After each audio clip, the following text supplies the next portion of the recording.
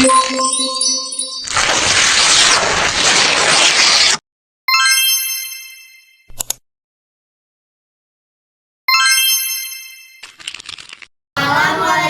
warahmatullahi wabarakatuh. Waalaikumsalam warahmatullahi wabarakatuh. Kami dari kelompok 5 informatika ingin mempresentasikan tentang konsep dasar pemrograman algoritma. Perkenalkan, nama saya Naila. Saya Najwa, saya Fatah Najwa.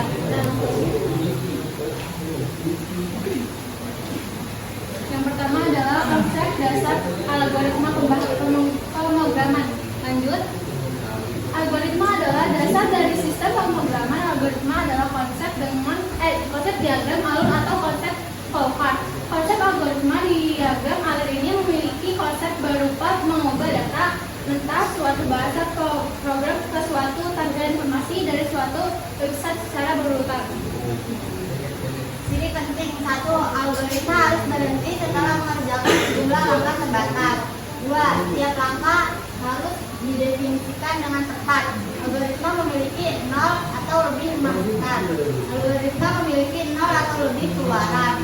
Algoritma harus efektif atau setiap langkah harus sederhana sehingga dapat dikerjakan dalam waktu yang masuk akal. Karakteristik algoritma itu ada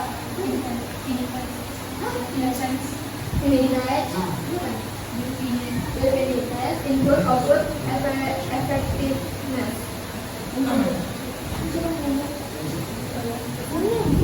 Untuk sekuensial merupakan algoritma yang instruksinya dikerjakan mulai sebelumnya sampai dikerjakan. Yang kedua, seleksi, instruksi atau pemilihan langkah yang dikerjakan berdasarkan kondisi tertentu dalam kurung pengambilan keputusan.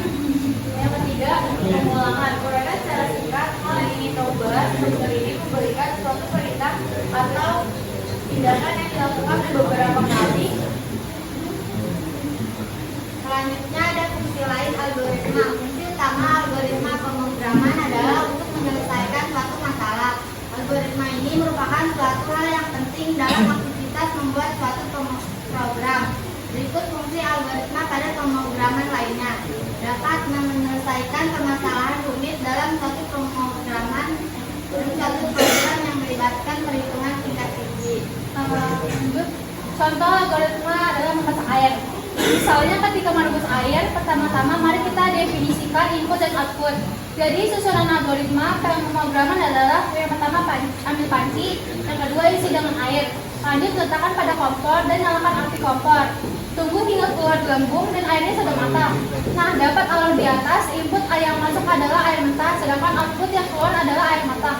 Di antara input dan output terdapat proses, contohnya adalah proses merebus air.